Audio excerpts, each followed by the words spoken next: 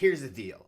We're going to talk about negotiation, but negotiation is not dropping your prices, people. Negotiation has so many other levels to it, and today we're going to dive deep into that. Welcome to the HPLS podcast. Live, relevant, and high performance information, conversations, and education weekly.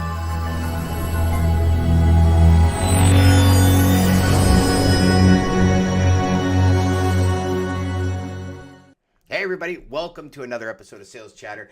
I got a good friend with me, Scott from Armstrong Transport, and you know what? Today is going to be an awesome day, Scott, because I'm dying to dive into the conversation with you about negotiation.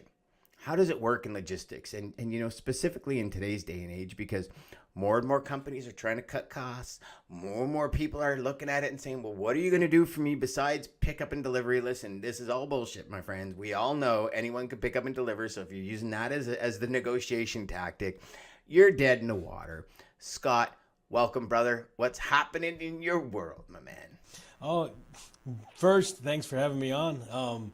Getting to just keep doing these podcasts. It's helping me get out there, helping Armstrong get out there and grow with us. But no, we're just continuing growing. We've had multiple new hires for the last 3 months, and so it just kind of shows where we're going as a company. And you see all these unfortunate layoffs and unfortunate pause hiring, and we're still pushing even in a tough market. Because we know there's going to be turnover. I heard a recruiter once say is like never stop hiring to hire. Make sure you continue to hire to upgrade. It's like yes. Who are you going to who's the next person that's going to be your top salesman or that mid-level salesman who's just not going to do it? Who's replacing that? Yeah. And so we know turnover is going to happen, especially in this industry, especially in this market, but we got to keep continuing that momentum. And that's what we're doing over here. So, it's an interesting conversation, right? Because, I mean, we'll get into negotiation here because I'm dying to get your take on it. But I also see during tough times, I believe, is when companies should double and triple down on everything that makes them successful. And what happens 99% of the time is companies pull back on the purse strings. Right. I got some buddies work for, $20-30 billion companies. And he's like, yeah, they just canceled travel for the next 6 months. I'm like, why? He goes, well, we're not doing so well. I'm like, but when you go and travel, do you not meet people? Do you not get out? He goes, yeah, I know. Totally backwards thinking. Right. And everyone, I think, has seen it. Every company has seen it. I remember, especially in logistics, like I'm seeing more and more companies really pull back on spending. And I look at it and I say, okay, I get it. Maybe BS spending, like spending that doesn't actually move the needle in your fucking business. Yes. But when it comes to training your people, and for those of you watching, listening off air, where Scott and I were just talking about it, where Scott gets on the floor and he trains his people. And, this to me anyways, is the huge piece of even what we're going to talk about today when it comes to negotiations. Negotiations isn't dropping your pants just to get a load. And I'll tell you, Scott, I get DMs every day from people. I'm having problems then. I'm okay, give me your pitch. Well, it's and it's all about price. And it's all about I can give you a better deal. And I'm like, okay, I get it. It's the easiest approach for people that don't really understand sales. It's the easiest approach for people that maybe are afraid. Let's call a spade, right? Maybe they've got some nervousness. Maybe they got some anxiety. Maybe they're afraid of getting rejected or whatever it is. But I keep saying to them, I go, no, change the pitch. And I hate calling it a pitch, but change the pitch to something that's non-number related. And then they'll give me another one, and it's about numbers again. And they'll give me another one, and it's about numbers again. And they'll give me, and I'm just like, or you hear that, or it's the common. Hey, we can guarantee trucks. We have so many kit trucks in our capacity. We can call anybody. We can do this. We can do that. It's like you are saying everything that every other broker is saying. Like, where are you adding value? That's what you need to be pitching. What processes does Armstrong specifically do that can be better than your current service provider, right? Those are the questions you need to be asking. I love that. Those prices will all come, right? Well, yeah, and I mean, you know what I think about the old game, The Price is Right? every price is always right when it's the cheapest price, but it's what you get. And Zig Ziglar said it so famously: there's cost and then there's price, right? And I mean, everybody and their brother have beaten this horse to death, and there was no horses hurt in the making of this podcast. But it's that idea that what is negotiation? And it's funny. Actually, let me rephrase it. What is the first thing you think about when somebody says negotiation? I mean, because I've been doing it a while, I guess it's the coming to an agreement where both people have a win scenario, right? Where it's not a lose-lose, it's a win-win.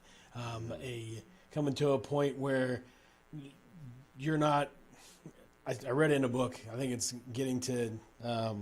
It's a negotiation book, but your negotiation should not hinder or create a worse relationship after the conversation's been made, right?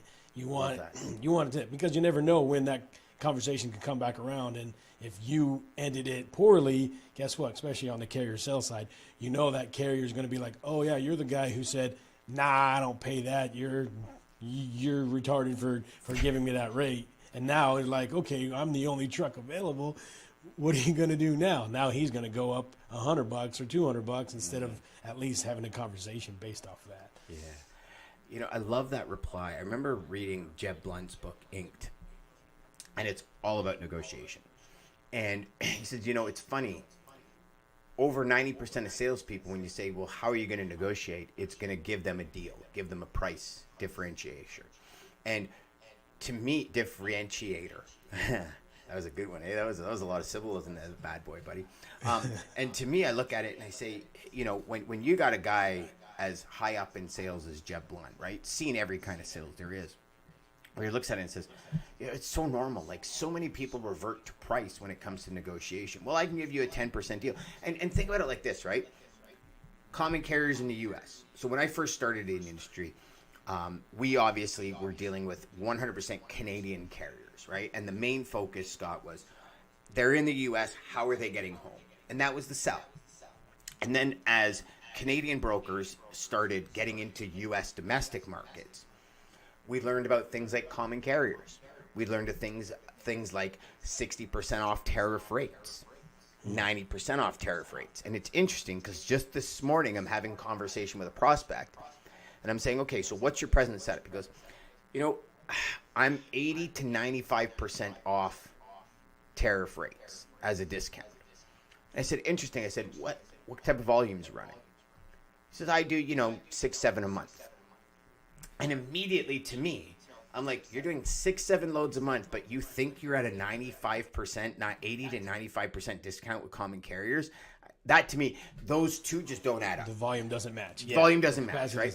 Now, we know that. Yeah, we know that, right? But I'm sitting there going, okay, well, I'm not going to burst the bubble, right? Because obviously that's going to, no, you're not, right? What do you mean? Right? Like, you don't want to create the objection, just by telling them how not smart they are, right? That just wouldn't be smart. And it's like, okay, I'm not going to burst the bubble. Common carrier, whether it be to Canada, to, domestic, international, doesn't matter. And that number of 95% off, I'm starting to see more and more, and I'd love your take on this, is that number is almost everything when it's really not. Does that make sense to you? Like, how do you know you're really getting 95% off of tariff rates? Like, do they post tariff rates and then say, okay, here's your discount, or they just say, here's your rate with the discount? And to me, I look at it and I say, that volume doesn't match the rate discount, A. B, been around the block long enough to know, I got to word this properly because, in today's world, it's all woke.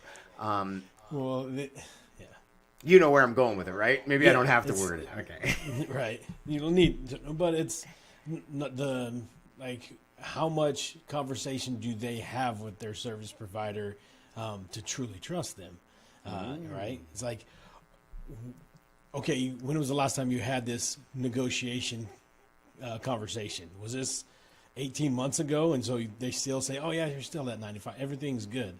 Yeah, right? well, And I rates think were that's- tripled. You get 95% off. It's a pretty good deal. Right, of course. Right? It's Oh, kind of like Boxing Day, right? Prices getting go up 100 40% to give you 20% off. Man, I'm getting a good deal. It's 20% off. I should probably right? get 2 of them, This is- right?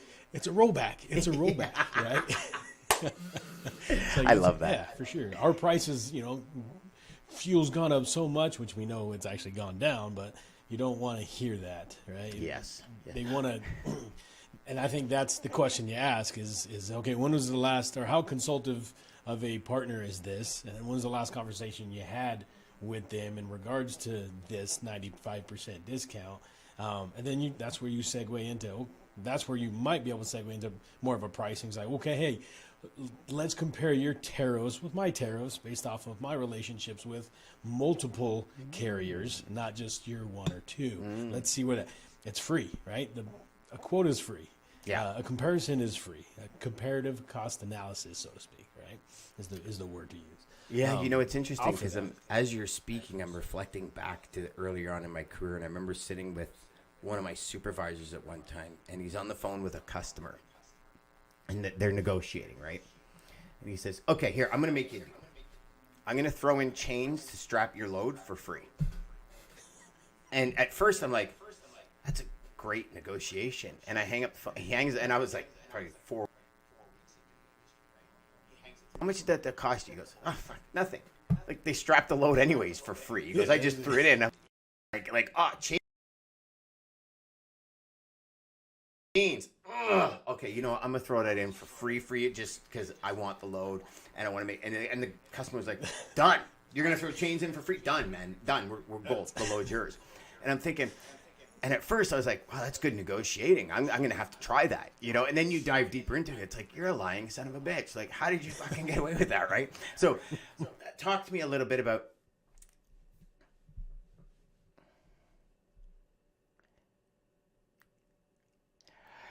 Yeah, that's actually a much better point than I made of it, Scott. And I think I think well, I guess in the end, would taking advantage of their ignorance be considered a lie? Yeah. Yeah. I mean, I guess, yeah.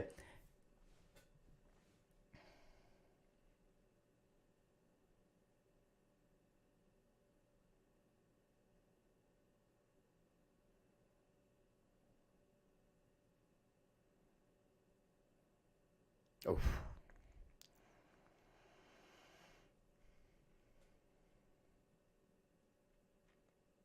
Mm.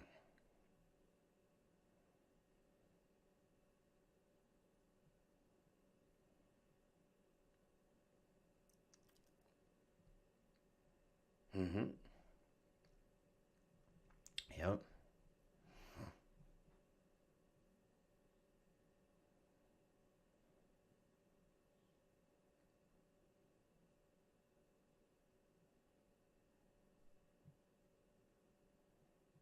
Mm.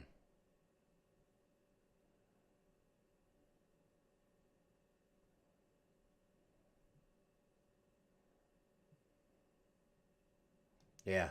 I remember vividly so I was 10 years at a brokerage and I moved to an asset company. And I'm in speaking with one of the largest manufacturers of DVD and CD cases.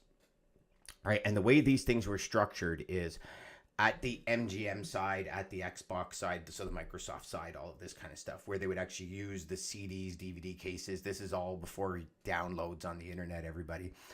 We actually had to buy, Microsoft Word and Excel in an actual CD, put it in our computer and download it. Like this was, yeah, I know. And I remember them saying, well, we're having because we were a dry-van carrier. And I was saying, okay, well, if you want us to go to California, here's what we're looking at. And they're like, well, that's so much higher than what we're paying. I go, well, who are you using right now? They go, we're using reefers. And I said, okay, interesting. I thought your skids were 96 high. He goes, they are. I said, okay, so you're putting them in barn doors, 110 dry vans, or 110s. He says, yes. He says, but the first 2 skids are always ruined. Like there's always something wrong with them. I'm like, okay, but are you allotting for the chute and are you allotting for the inbound trajectory of the reefer in the front? And like, well, what do you mean? And I'm like, well, like it takes up space, especially if you're a 96 high skid, like shorten your skid. He goes, no, we lose space. Because you got to imagine, right? Shipping CD and DVD cases, you're shipping sailboat fuel. Like it's all you're shipping, really, because you look at the entire load, and I think the max weight on the load was like 6,900 pounds, and most of that is skids, right? Because think of a DVD case with no DVD in it. It's sailboat fuel. And so I remember having the conversation with the individual. He's like, but we need to stop the damages. I said, but the damages are coming from you jamming that last row of skids in. So take 2 skids out and you'll be fine. He goes, no, it doesn't work for production. So I said, well, the only way to do it is in a dry van then. You can't load it in reefers, but everybody wants to go to California reefer. Well, of course they do, because they're loading produce home, right? Like, so it's these types of things. And I remember sitting down negotiating with them, and it was almost like trying to put my head through a steel beam, because they just didn't get it. And God bless them, that they were masters at their product. And I'm telling you, Scott, I tried a million different ways to explain it to them, and they just couldn't get it. And I've thought about that so many times in the last 20 years, and thinking, like, what could I have done differently in that conversation? How could I have explained it different? How could I have negotiated differently? Because we're talking apples and oranges. And if you're talking apples and oranges in negotiation, I don't think you're ever going to get where you need to be in the negotiation, because both sides aren't on the same plane, if that makes sense, right? So when you're working with your team, and I think today is a great day for this episode, because you just put new people on the floor. You were just doing sales calls. You were just doing those hands-on negotiation. What are some of the things, kind of the main 5 principles you teach your team about negotiation?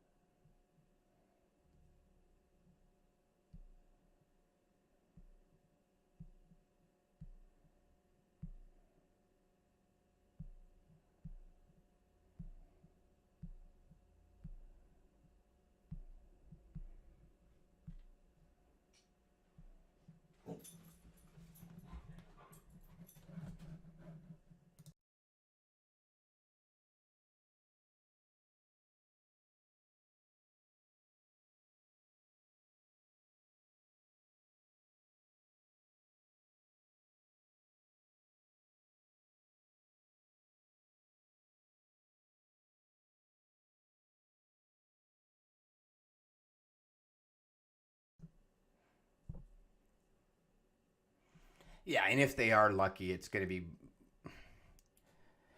like, it's going to be price, right? Call a spade, Scott. If you're going to get lucky and you're going to get a customer on a first call, you've called up, the customer says, "What's your price?" You say $1,500. You're like, "Well, that's $100 cheaper than what I get. Let's go." Right? And then, but the next person that calls up and says $1,450, you're losing the business anyway. So it's new. Yes.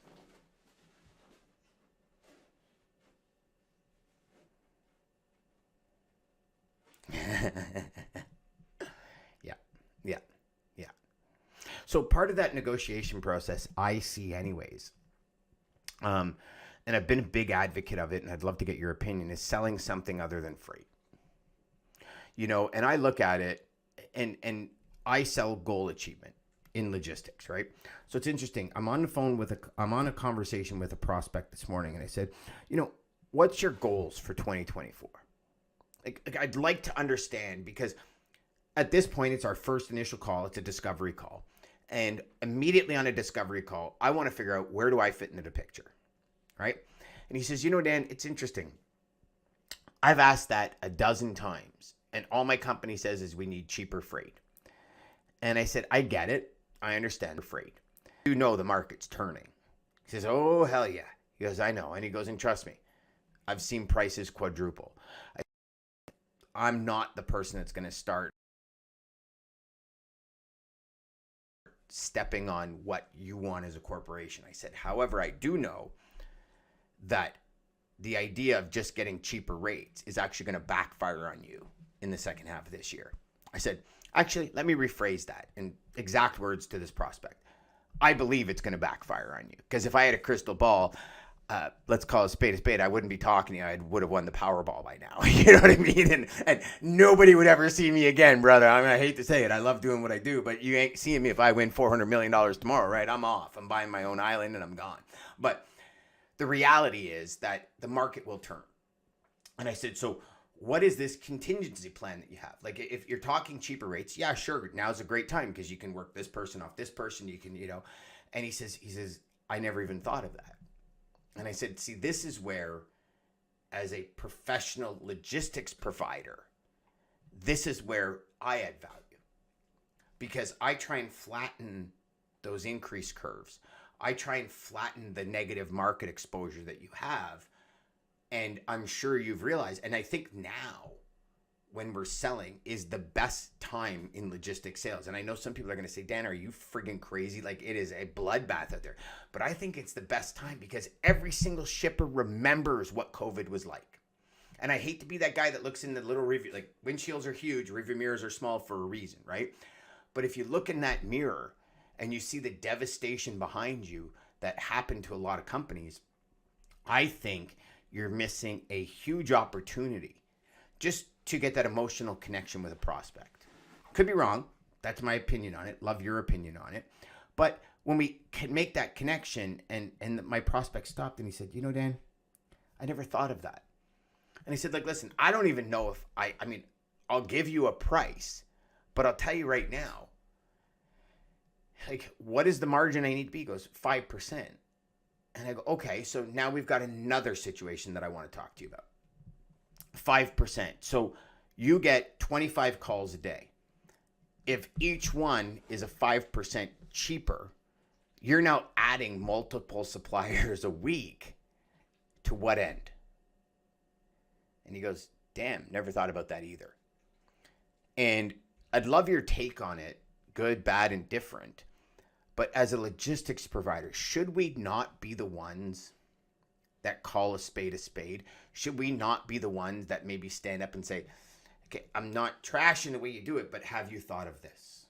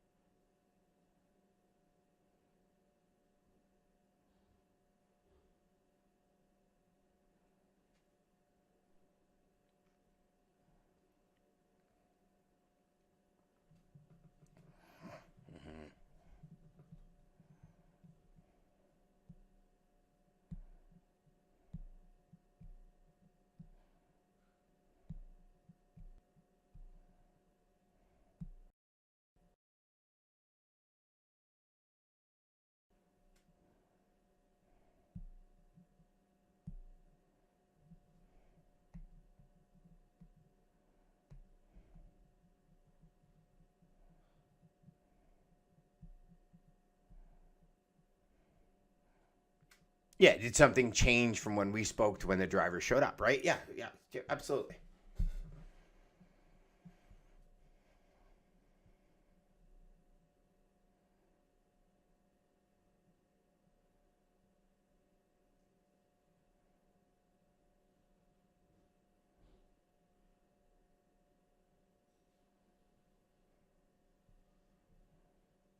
Mm.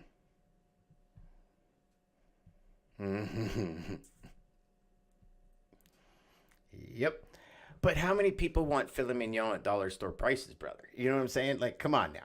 Come on. That's what everybody's trying to deliver, right? Like, it's crazy and it's stupid. And to me, it's just, it's ignorance at the highest level. Because you can't, if you're going to take price over professionalism, I'm not even going to say service and value, because I think those two words are beaten to friggin' death. But if you're going to take, if you're going to take A guy over me, or B guy over you, and A guy or B guy over the two of us operate at this level and we operate at this level, then you can't expect the same price range. And I look at it like vehicles.